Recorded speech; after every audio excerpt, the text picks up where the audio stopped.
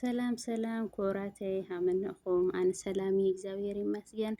ከምዚ ኣነ ሰላም ልለኽዎ ሰላም ክትህሉ ናይ ኩሉ ግዜ ትምኒተይ እዩ እና ክቡራተይ ሓፍትኹም ሳምሪ ወይ ከዓ ደረጋዓት ላይክ ሼር ሰብስክራይብ ላገበርኩም ናእትኹም ኣባራትዕኒ ክቡራተይ ሎማዓንቲ ዛዕባና ብዛዕባ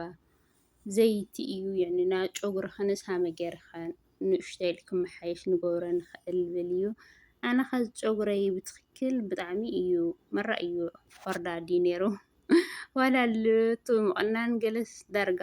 ለሸግራ እየ ነይረን ሕዚ ግን ብጣዕሚ ቆንጆ ሓሪፍ ለውጢ እዩኖ ደስ ልብል እዩ ኮይኑ ቢያንስ ዋላ እኳ ክንዲ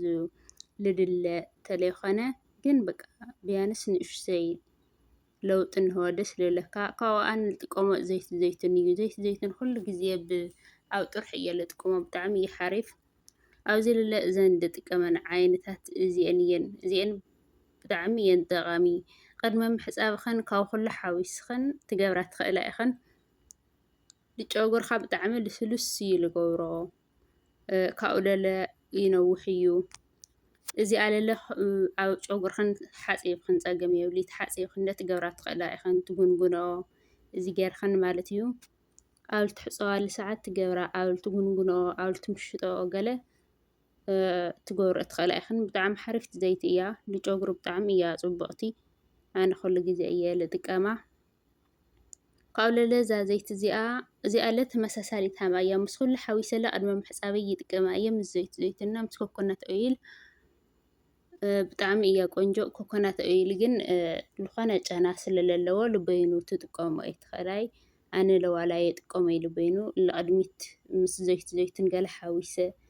ገይረ ፀኒሐ ሰዓት 2 ሰዓት ዝኣክል እየ ልሕፀቦ እምበር ሽታ ስለ ዘለዎ ኣብ ጨጉረይ ክቐኒ የኽእል ብጣዕሚ ሓያል ጨና እዩ ዘለዎ ንእሽተይ እንትን የብል እዩ ጨንኡ እዚኣ ግን ብጣዕሚ እያ ፍልይቲ እና ክቡራተይ ኣይዞኸን ከምዚ ኣብ ትርፊ ሰዓትኽን ቢያንስ ንጨጉርኽን እዛ ኮፍ ኢልና ሞባይል ገለ ንፍረጀላ ሰዓት ኣብ ባዕልና ንስና ግዜና ነሕልፍ ዝበለፀ